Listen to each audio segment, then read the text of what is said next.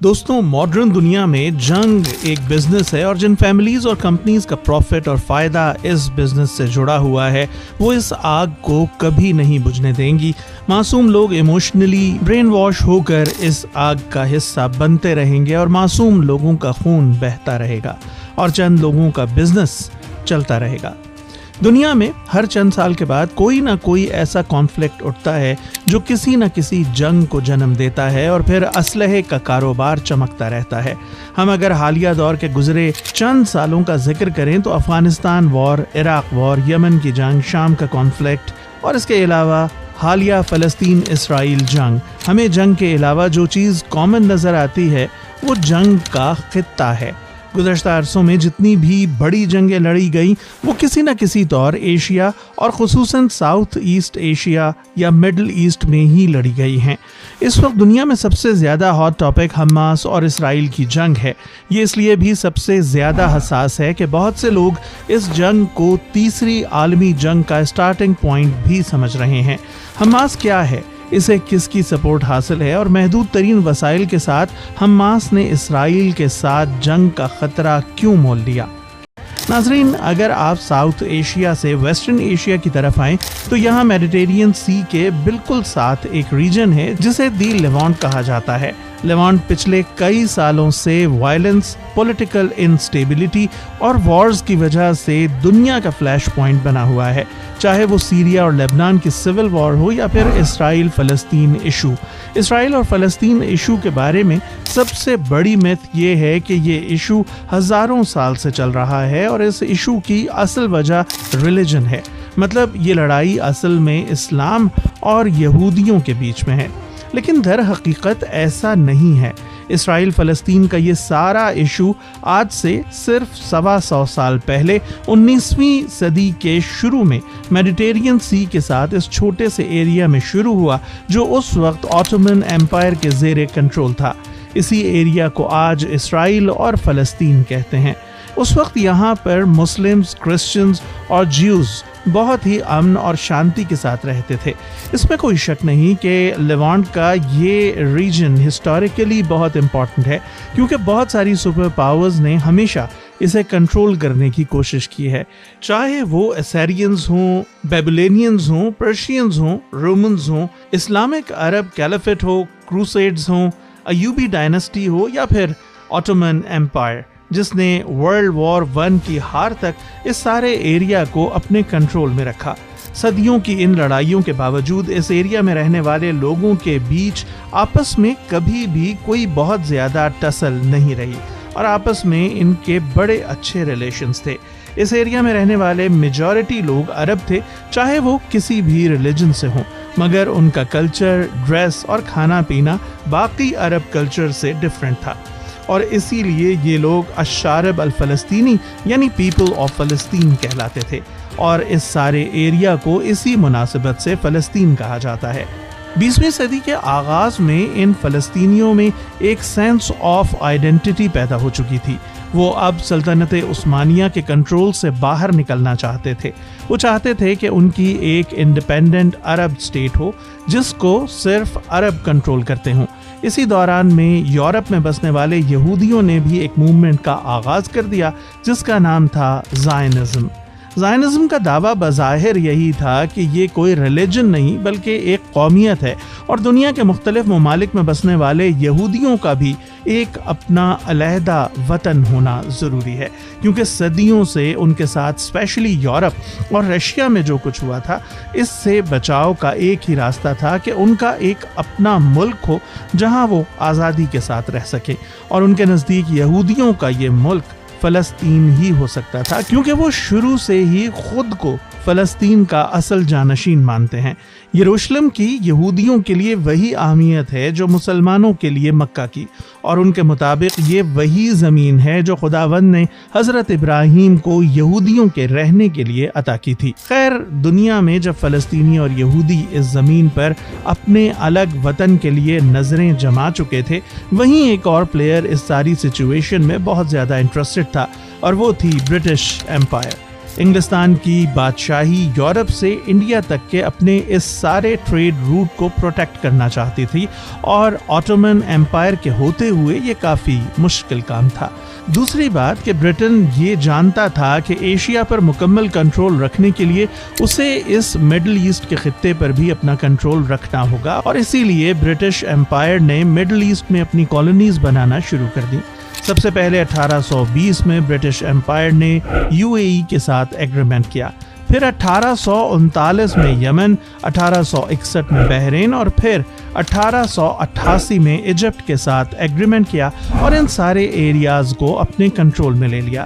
اب برٹن کے لیے صرف یہ ایریاز رکاوٹ تھے کیونکہ یہ آٹومن ایمپائرز کے زیر کنٹرول تھے اور انہی ایریاز کے عربز سلطنت عثمانیہ کے اگینسٹ تھے۔ انہی سینٹیمنٹس کو استعمال کرتے ہوئے برٹنز نے عربز کے ساتھ ایک ایگریمنٹ سائن کیا کہ اگر عربز نے آٹومن ایمپائر کے خلاف برٹن کا ساتھ دیا تو وہ ان کی ایک انڈیپینڈنٹ عرب اسٹیٹ بنانے میں بھرپور مدد کرے گا، اور دوسری طرف برٹن نے زائونسٹ کے ساتھ بھی ایک ایگریمنٹ سائن کیا کہ وہ جیوز کو فلسطین میں آباد کرنے کے لیے ان کی بھرپور سپورٹ کرے گا۔ اسی دوران برٹن نے ورلڈ وار 1 میں عربز اور زائونسٹ دونوں کی سپورٹ حاصل کر لی اور ورلڈ وار میں آٹومن ایمپائر کو زبردست شکست ہوئی۔ ورلڈ وار 1 ختم ہونے کے بعد برٹن اور فرینچ ایمپائرز نے سارے مڈل ایسٹ کے نئے بارڈرز ڈیسائیڈ کیے اور پھر 1922 میں بالفور ڈیکلریشن کے ذریعے فلسطین کو برٹن کنٹرول میں دے دیا گیا اور فلسطینی عربوں کی مزاحمت کے باوجود یہودیوں کو فلسطین میں آنے کی منظوری دے دی گئی۔ 1922 سے 1926 کے صرف 4 سالوں کے دوران تقریباً 75,000 یہودی فلسطین میں آ کر آباد ہو گئے۔ اسی دوران عربوں اور یہودیوں کے درمیان وائلنٹ کلیشز شروع ہو گئے۔ یہ پرتشدد جھڑپیں اتنی سنگین ہو گئیں کہ 1930 میں برٹن نے جیوش امیگریشن پر ریسٹرکشن لگا دی اور جیوز نے اس کے رسپانس میں ایک آرمڈ گروپ بنایا جس کا نام تھا ایڈزل یا عبرانی زبان میں ایرگون۔ ایرگون دراصل جیوش پیراملٹری گروپ ہگانا کا ہی ایک آف شوٹ شدت پسند گروپ تھا۔ ایرگون نے مقامی عربوں اور یہاں تک کہ برٹش آفیسرز پر بھی اٹیک شروع کر دیے اور حالات خراب ہوتے گئے۔ اسی دوران جرمنی میں مبینہ طور پر ہالوکاسٹ ہو گیا اور دنیا کی ہمدردیاں یہودی کمیونٹی کی جانب ہو گئیں، اور یہی وہ وقت تھا جب یورپ سے یہودیوں کی ایک بہت بڑی تعداد بھاگ کر فلسطین پہنچنا شروع ہو گئی۔ اسی دوران فلسطینی عربوں اور یہودیوں کے درمیان کشیدگی نے شدت اختیار کر لی۔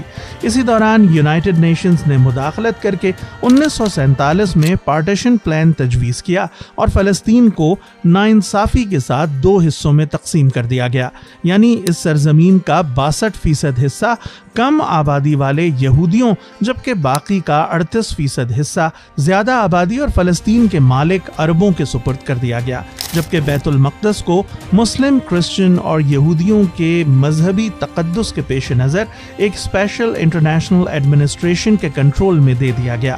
ظاہر ہے کہ یہودیوں نے تو اس پروپوزل کو مان لیا مگر دیگر تمام عرب ممالک نے اسے ماننے سے انکار کر دیا۔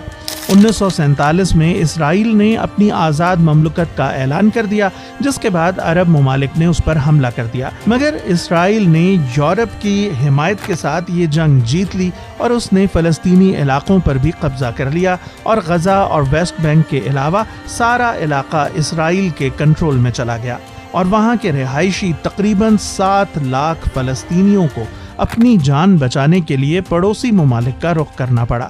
1960 کی دہائی تک اسرائیل اور عربوں کے درمیان تعلقات بہت زیادہ خراب ہو چکے تھے اور مختلف مواقعوں پر عربوں اور اسرائیلیوں کے درمیان گوریلا انداز کی جھڑپیں ہوتی رہتی تھیں۔ پھر مئی 1967 میں ایجپٹ نے تیران اسٹریٹ بند کر دیا جس کے جواب میں اسرائیل نے 5 جون کو ایک سرپرائز ایئر اسٹرائک کر کے مصر کی 90% ایئر فورس کو تباہ کر ڈالا اور ساتھ ہی اردن اور شام پر بھی حملہ کر دیا، جس کے بعد اسرائیل اور عربوں میں باقاعدہ جنگ شروع ہو گئی۔ یہ جنگ 6 دن جاری رہی جس میں اسرائیل فاتح رہا اور اس نے Golan Heights, West Bank, Gaza اور یہاں تک کہ سینائی پینسویلا پر بھی قبضہ کر لیا۔ اس کے بعد 1973 میں ایک اور عرب اسرائیل جنگ لڑی گئی جس میں آغاز میں اسرائیل مغلوب ہوا اور اس نے امریکہ سے مدد طلب کی، مگر امریکی مدد آنے سے پہلے ہی یونائٹڈ نیشنز نے انٹروین کر کے سیز فائر کروا دیا۔ یہ جنگ ساری دنیا کے لیے بہت نقصان دہ رہی۔ سعودی عرب اور دوسرے آئل پروڈیوسنگ عرب کنٹریز نے اسرائیل کو سپورٹ کرنے والے کنٹریز پر آئل ایمبارگو لگا دیا، جس سے ورلڈ اکانومی اچھی خاصی امپیکٹ ہوئی تھی۔ اس لیے انٹرنیشنل لیول پر بھی کوششیں شروع ہو گئیں کہ کسی بھی طرح ان کنٹریز میں پیس ہو جائے۔ انہی کوششوں کے نتیجے میں پھر 1978 میں ایجپٹ اور اسرائیل نے پیس ٹریٹی سائن کر لی، جسے کیمپ ڈیوڈ ایکارڈ کہتے ہیں۔ اس ٹریٹی پر سارے عربوں نے سائن کر دیا، مگر صرف ایک گروپ پیلسٹائن لبریشن آرگنائزیشن یا PLO نے اس کو کبھی تسلیم نہیں کیا۔ جیسے جیوز نے 1930 میں آرمڈ اسٹرگل کے لیے ہگانا بنائی تھی، ویسے ہی فلسطینیوں نے اپنے ڈیفنس کے لیے 1960 میں ایک آرمڈ گروپ بنایا اور اس کا نام رکھا PLO نے اسرائیل کے ساتھ کسی بھی پیس ٹریٹی کو ماننے سے انکار کر دیا۔ PLO اور اسرائیل کے درمیان لڑائیاں جاری رہیں، مگر اس دوران دنیا بھر سے بڑی تعداد میں یہودیوں کی فلسطینی سرزمین پر آبادکاری جاری رہی۔ 1987 میں PLO اور اسرائیل کے درمیان ایک بڑی لڑائی لڑی گئی اور یہ لڑائی 6 سال تک جاری رہی۔ اس جنگ میں 1200 فلسطینی اور 1600 اسرائیلی مارے گئے۔ اس لڑائی کو دی فرسٹ انتفاضہ کہا جاتا ہے۔ یہی وہ لڑائی تھی جس میں اسرائیلی آرمی کو کاؤنٹر کرنے کے لیے فلسطینیوں نے ایک اور ملٹری گروپ بنایا جسے آج ہم حماس کے نام سے جانتے ہیں۔ اسی دوران PLO کے لیڈرز اب یہ سمجھنا شروع ہو گئے تھے کہ اس لڑائی کو ہر صورت روکنا ہوگا، کیونکہ دونوں سائڈ سے معصوم سویلینز مارے جا رہے تھے۔ PLO نے 1993 میں اسرائیل کے ساتھ پیس ٹریٹیز سائن کی، جنہیں اوسلو ایکارڈز کہا جاتا ہے۔ ان ٹریٹیز کے نتیجے میں PLO نے اسرائیل کے بارڈرز کو ایکسپٹ کر لیا اور اسرائیل نے بدلے میں فلسطینی علاقوں کو دوبارہ فلسطینیوں کے کنٹرول میں دے دیا۔ لیکن اس ٹریٹی کو دونوں اطراف کے ہارڈ لائنرز نے ریجیکٹ کر دیا۔ حماس نے PLO کو ایک بہت ہی سیکولر جماعت قرار دے دیا۔ وہ کسی بھی صورت پرانے فلسطین کے سٹانس سے پیچھے ہٹنے کے لیے تیار نہیں تھی۔ حماس نے اس پیس پروسیس کو روکنے کے لیے سوسائڈ بامبنگز شروع کر دی۔ دوسری طرف اسرائیلی ایکسٹریمسٹ گروپ کیف نے بھی اس پیس ٹریٹی کو ریجیکٹ کر دیا اور پیس ٹریٹی سائن کرنے والے اسرائیلی پرائم منسٹر یتزاک رابن کو 1993 میں کیف کے ایک ممبر نے گولی مار کر اسیسنیٹ کر دیا، جس کے بعد یہ سارا پیس پروسیس دوبارہ سے کھٹائی میں پڑ گیا۔ ان پیس ٹاکس کے فیل ہونے کی سزا ایک بار پھر انوسینٹ سویلینز کو بھگتنا پڑی۔ 2000 سے 2005 کے بیچ اسرائیلی فورسز اور فلسطینیوں کے درمیان سیکنڈ انتفاضہ کے نام سے ایک اور لڑائی لڑی گئی، جس میں 3000 فلسطینی اور 1000 کے قریب اسرائیلی ہلاک ہوئے۔ اس لڑائی نے اسرائیلیوں میں یہ سوچ دے دی کہ فلسطینی شاید امن نہیں چاہتے اور نہ ہی وہ اسرائیل کو کبھی بھی تسلیم کریں گے۔ 2006 میں حماس کے غزہ میں برسر اقتدار آنے کے بعد اسرائیل نے فلسطینیوں پر بے جا پابندیاں لگانی شروع کر دیں، یہاں تک کہ غزہ کو بین الاقوامی طور پر دنیا کی سب سے بڑی اوپن ایئر جیل قرار دے دیا گیا۔ اسی چیز نے فلسطینیوں میں شدید بے بسی اور نفرت کو جنم دیا۔ 2022 کی ایک رپورٹ کے مطابق غزہ میں بے روزگاری کی شرح 45% اور شدید غربت 81% تک پہنچ گئی تھی۔ ایسے ہی وقت میں 7 اکتوبر 2023 کو حماس نے اسرائیل پر راکٹوں سے حملہ کر دیا اور اس طرح غزہ میں انسانی تاریخ کی سب سے بڑی بحران قرار دی جانے والی لڑائی کا آغاز ہو گیا۔ اسرائیل نے حماس کے اٹیک کا بدلہ صرف حماس سے نہیں بلکہ غزہ میں رہنے والے ہر انسان سے لیا ہے۔ ہاسپٹلز پر بم پھینکے گئے، سکولز کو ٹارگٹ کیا گیا، پورے شہر کا پانی بند کر دیا گیا، چھوٹے چھوٹے معصوم بچوں کو بھی نہیں بخشا گیا۔ اس وقت غزہ لٹرلی ایک کھنڈر بن چکا ہے اور اب اس چھوٹی سی پٹی کو پوری طرح چوک کرنے کے لیے امریکہ اور UK کے سمندری جہاز غزہ کوسٹ لائن پر پہنچ چکے ہیں۔ اب بہت سے لوگوں کا جائز سوال یہ ہے کہ جیسے مغرب پوری قوت کے ساتھ اسرائیل کی مدد کر رہا ہے، ویسے ہی عرب ممالک عملی طور پر فلسطینیوں کا ساتھ کیوں نہیں دے رہے؟ اس کی وجہ جو اب تک سمجھ آتی ہے اور بیان کی جاتی ہے وہ افسوسناک ضرور ہے مگر ایک تلخ سچائی بھی ہے۔ بنیادی طور پر اس کی 3 وجوہات ہو سکتی ہیں۔ سب سے پہلی وجہ ہے کہ حماس کو سب سے زیادہ ایران بیک کر رہا ہے، جو کہ ایک شیعہ مسلم کنٹری ہے، جس کی وجہ سے سارے سنی مسلم عرب کنٹریز اس کو سپورٹ کرنے سے کتراتے ہیں۔ اور دوسرا، حماس کی بہت ہی ہارڈ لائن اپروچ ہے۔ وہ اسرائیل سے کسی بھی قسم کی بات چیت یا ایگریمنٹ نہیں چاہتا۔ وہ کسی صورت بھی اسرائیل فلسطین بارڈرز کو نہیں مانتا، اور اسی ہارڈ لائن اپروچ کی وجہ سے کئی عرب کنٹریز کھل کر حماس کو بیک نہیں کرتے۔ دوسری ریزن یہ ہے کہ عرب کنٹریز پہلے ہی مل کر اسرائیل پر اٹیک کر چکے ہیں، مگر انہیں اس میں 2 بار شکست ہوئی تھی، اور اسی لیے وہ اپنی ملٹری اسٹرینتھ کو دیکھتے ہوئے اور اکنامک ریالٹیز کو سمجھتے ہوئے دوبارہ ایسا کوئی قدم نہیں اٹھانا چاہتے۔ تیسری وجہ یہ ہے کہ عرب کنٹریز سمجھتے ہیں کہ فلسطین ایشو ان کے پیروں کی زنجیر بن چکا ہے۔ حماس کا نیگوشیشنز کے لیے نہ ماننا پڑوس کے عرب کنٹریز کے لیے بہت سی اکنامک اپرچونٹیز لمٹ کر رہا ہے، اور اسی وجہ سے وہ اس ایشو پر صرف سمبولک پروٹیسٹ کی حد تک ہی رہنا چاہتے ہیں، اور یہی وجہ ہے کہ وہ عملی طور پر کچھ کرتے نظر نہیں آتے۔ ایسے میں حماس کا اسرائیل پر اٹیک کرنا اور اپنے سے کئی گنا زیادہ پاورفل ملٹری کے مقابلے پر آنا، جبکہ پتا تھا کہ اسے ہمیشہ کی طرح باقی عرب کنٹریز سے کوئی سپورٹ نہیں ملے گی، بہت ہی اسٹرینج ہے۔ اور دوسری طرف اگر اسرائیل یہ سمجھ رہا ہے کہ اس طرح کارپیٹ بامبنگ کر کے معصوم بچوں اور لوگوں کو بے دردی سے مار کر وہ فلسطینیوں کی آئیڈیالوجی کو کچل دے گا، تو یہ بہت بڑی بھول ہے، کیونکہ کسی بھی آئیڈیالوجی کو طاقت سے نہیں کچلا جا سکتا۔ چند لوگوں کی سزا ہزاروں لوگوں کو نہیں دی جا سکتی۔ افغانستان، ویتنام اور عراق کی مثال ہمارے سامنے ہے۔ ہمیں امید ہے کہ آپ کو ہماری ویڈیو پسند آئی ہوگی۔